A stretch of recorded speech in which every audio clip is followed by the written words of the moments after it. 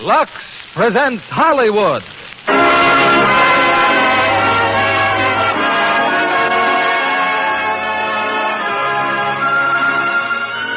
Lever Brothers Company, the makers of Lux Flakes, bring you the Lux Radio Theatre, starring Charles Boyer and Madeleine Carroll in The Ghost and Mrs. Muir.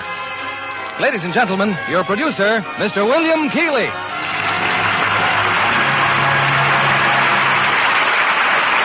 Greetings from Hollywood, ladies and gentlemen. In the December Reader's Digest, you may have been interested to read, as I was, of the current revival of ghosts in England. Unlike most Americans, the English tend not only to believe in ghosts, but to cherish them as an indispensable part of British life. Tonight, we ourselves present a very fascinating spirit in 20th Century Fox's screen success, The Ghost and Mrs. Muir. Our stars in this unusual romantic drama are Charles Boyer and lovely Madeleine Carroll. Madeleine making her first Hollywood appearance since her distinguished record overseas. While people say that seeing is believing, I'm not quite sure that applies to ghosts. Truly, you generally can't see them, but you can often trace the results they have on people's lives, as in our play tonight. In the same way, you can't see the qualities in Lux Flakes, but you can certainly see the results, both in the way Lux keeps those precious fabrics looking lovely longer, and also the way it brightens the lives of busy housewives everywhere. On to the first act of The Ghost and Mrs. Muir, starring Charles Boyer as Captain Gregg and Madeleine Carroll as Lucy Muir.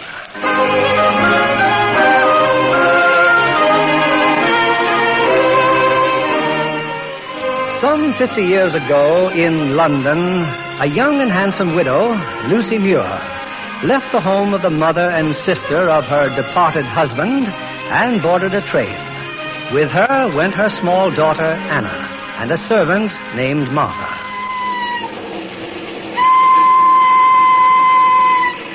There, the little one's asleep now, Mum. Maybe now you can tell me where we're going. You've been very patient with me, Martha. I suppose we're running away. I can't say I blame you, Mum. Nagging at you morning till night, telling you what you could do and what you couldn't do. Sinful it was, Mum. That will be enough, Martha. Yes, Mum. We're going to a village called Whitecliff. Whitecliff by the sea. You've taken a house there, Mum? I've been in touch with a leasing agent, a Mr. Coombs. He has several houses for rent. There must be one we can afford. At least we'll be by ourselves. Well, good for you, Mum. Good for you. We should be there soon. We'll stay at the inn till Mr. Coombs finds the house we want. Yes, Mum. Oh, Martha, I know I'm doing right. I know.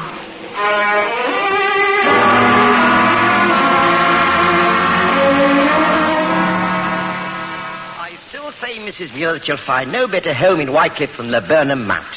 It's newly built, it's near the village... But I can't understand why you won't show me Gull Cottage. The description in your file is most intriguing. Oh, believe me, madam, Gull Cottage wouldn't suit you at all. I suppose there's something wrong with it. Is it the drains? Well, I put up a house for rent, Mrs. Muir. You may be sure there's nothing wrong with the drains. Then why shouldn't it suit me? Oh, will you kindly allow me to be the judge of that? Now about But this... if I'm going to live in the house, I should be the judge, Mr. Coombs. I'm sure there's another agency in Whitecliff. Perhaps they have Gull Cottage listed also. Very well, Mrs. Muir. Come, I'll show you Gull Cottage.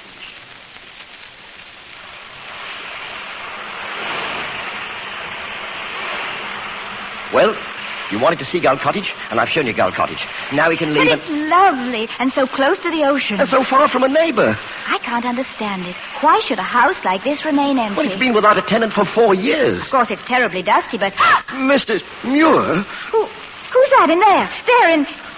Oh, it's a portrait. A portrait on the wall. Oh, that. Yes, the former owner, Captain Gregg. The room's so dark, for a moment I thought it was someone real. Well, a sea captain. That explains the scheme of decoration, doesn't it? Which is all in frightful taste. Oh, it's a delightful room. Mrs. Muir, I assure you this house will not suit you at all. Nevertheless, I shall go upstairs. But there are only 3 rooms upstairs. They're all bedrooms. The main bedroom, which is quite ugly. It's draughty. It's full of... Oh, well, see for yourself, then. Why, it's charming. And a balcony. A balcony overlooking the sea. But what's this? A telescope. Captain Gregg, madam. He liked to watch the passing ships. As I shall too, Mr. Coombs. I suppose you have a reason for disliking this place so intensely, but I could become very fond of it. So, Mr. Coombs. Maybe now you know my reason.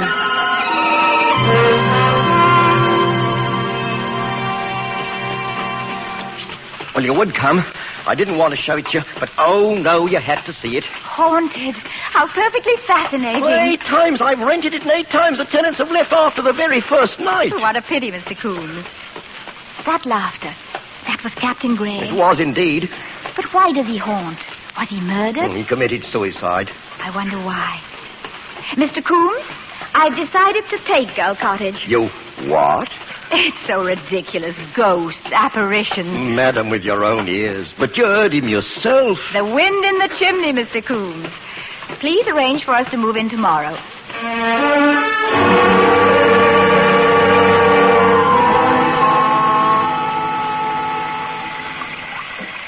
What time is it, Mama? Way past sleepy time, Anna, darling. No more stories tonight. Now off to sleep with you. I love it here, Mama. Our own house and our own ocean.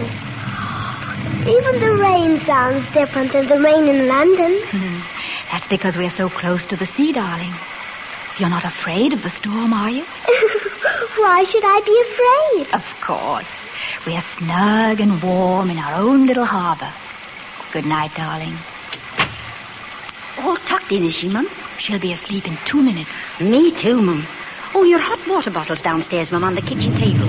And the kettle's on the stove. Thank you, Martha. My, it's storming out there for fair, ain't it? I don't mind saying it's a bit scary-like. Martha. A strange house and all, and not a soul in a mile of us. Oh, go to sleep, silly.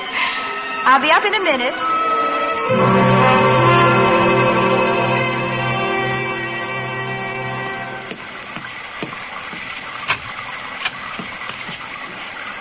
Strange. Why should Martha turn out the kitchen light? You've got it, Kendall. Light it. What nonsense is this now? Now I'm hearing voices like Mr. Coombs. What's the matter with these matches? It's not the matches, it's... Very well, Captain Gregg. I know you're here. Are you afraid to speak up? Is that all you're good for, to frighten women? Well, I'm not afraid of you. Light the candle. Light it. Well, how can I when you keep blowing out the matches? Light the blasted candle. Ah, that's better. Well? You are Captain Gregg? Who the devil else would I be? I'm sorry I called you a coward. I didn't mean to embarrass you. Embarrass me? I mean, because of the way you died. What? The way I died, madam? Committing suicide. Who the devil said I committed suicide? Mr. Coombs said you Coombs did. is a fool. I went to sleep in front of that confounded gas heater in my bedroom. I'm a restless sleeper. I kicked the gas on with my foot. It was a stormy night, like this. So I shut my windows, as any sensible man would.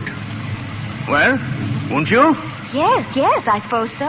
Well, the coroner's jury said it was suicide because my blasted char woman testified that I always slept with my windows open. How the devil should she know how I slept? Oh, I'm so glad. You have a strange sense of humor, madam. I mean, because you didn't commit suicide. But if you didn't, why do you haunt? Because I have plans for my house, which do not include a pack of strangers making themselves at home. I think it's very childish of you, frightening people. Well, in your case, I'll admit I charted the course with regret. You're not a bad-looking woman, you know, especially when you're asleep. So you were in my room this afternoon while I was napping. My room, madam. And I thought I dreamed it all. But I knew I'd closed the window, and when I awoke, I found it open. I opened the window because I didn't want another accident with the blasted gas. I'm quite capable of taking care of myself. Good. Then you will pack your gear and shove off tomorrow, preferably the first thing in the morning. I will not go. The house suits me perfectly. It's my house, madam. And I intend to turn it into a home for retired seamen. Then you should have said so in your will. I didn't leave a will. Why not? Because I did not expect to kick the blasted gas on with my blasted foot. I won't be shouted at. For 1 year I've been shouted at and ordered about, and I'm sick of it, you hear? Blast, blast, blast! Temper. Or laughed at either. I won't leave this house, I won't. No, belay that. Stop that blasted blavering, madam, or... I love this house. I can't explain it. It It was as if the house itself were welcoming me, asking me to rescue it from being so empty. You can't understand that, can you? All right, then I'm a silly woman, but that's the way I feel. So, you love the house. Well, I'll admit that's a point. And you did not frighten like the others. That's a point, too. All right, you may stay here, madam, but on trial. Oh, thank you, Captain Gregg. No. Keep your distance, woman. I'm sorry. You made me so happy. No intention of making you happy. I merely want to do what's best for the house. Then you'll go away and leave us alone? I will not go away. Why should I? Oh, because of my child. I don't want her frightened into fits. But I never frighten children into fits. But think of the bad language she'd learn. Oh, confound it, madam. My language is most controlled. Well, Anna is much too young to see ghosts. Oh, very well. I'll make a bargain with you. Leave my bedroom as it is, and I'll promise not to go in any other room in the house. Then your brat and your servant need never know anything about me. But if you keep the best bedroom, where should I sleep? In the best bedroom. But... Oh, in heaven's name, madam. I am a spirit. I have no body. I haven't had one in 4 years. Is that clear?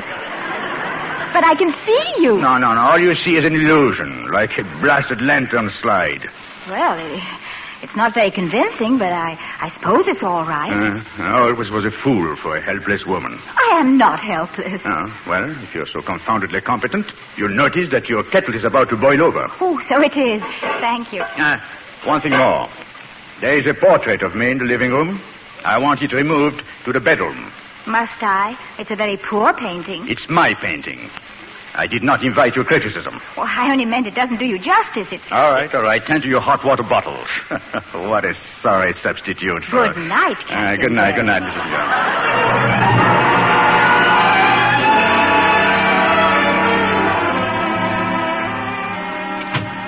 Young. Good afternoon. It's about time you came upstairs. Been waiting for hours. Why I agreed to see you only in this room? You'll talk to me like a gentleman, Captain Gregg, or I'll go straight downstairs. Who the devil said you could chop down my tree out there? I ordered it chopped down. But hang it on, madam. I planted that tree with my own 2 hands. Think how much prettier your garden will look with a rose bed. I detest roses. I hope your whole blasted bed dies of blight. Captain Gregg, if you insist on haunting me, you might at least be more agreeable about it. Why should I be agreeable? Well, as long as we're living together... if we're to be thrown together so much, life's too short to be forever barking at each other. Your life may be short, madam, but I have an unlimited time at my disposal. Then say something pleasant for a change. Well, that's a pretty dress you have on. Thank you. Much better than smothering yourself in all that black crepe. I happen to have been wearing mourning for my husband. Whom you didn't love. How dare you say that? Because it's true. You're jealous because no one put on any mourning for you. That shows how little you know about it. Some poor, misguided female, no doubt. 5 poor, misguided females, to be exact. I should think you'd be ashamed instead of boasting about it. Why? They misguided themselves. Never raised a finger to help. That's not what I've heard about sailors. Seaman, confound it. Sailor. Sailor is a landlubber's word. Now, why did you marry him? Edwin? I don't really know. He seemed so romantic. But it was different afterwards, Did he beat you? Oh, no. Poor Edwin never really did anything. He was an architect, but not a very good one, I'm afraid. He couldn't have designed a house like this. Who did design it? I did, of course. It reminds me of something. An old song or a poem. Magic casements opening on the foam of paler seas in fairylands forlorn. Strange to find a sea captain quoting Keats. Oh, life can go slow at sea. Plenty of time for reading in the off watches. How wonderful it must be, reading lyric poetry up in the crow's nest, with a sheet bellying in the wind. Sails, blasted old madam. A sheet is a line, a rope. Ropes can't belly. Well, I don't know anything about the sea except that it's romantic. That's what all landsmen think. Seamen know better. Then why do they go to sea? Oh, because they haven't got enough sense to stay home. Like those 2 women at the front door. What 2 women? Look out the window. No. Huh? Who are they? My blasted in-laws. And Martha's sure to send them up here. Well, what do you want of me? Well, do something. Hide. Go away and decompose. Dematerialize, madam. But whatever it is, do it quickly. They're on the stairs. Oh, no fear. They can't hear or see me unless I choose that they should. Oh, then please don't choose. I'll get rid of them. Why don't you let me? You know, I've had considerable experience. No, you're not to do anything. Well, Lucy, talking to yourself? Oh, my poor Lucy. So pale,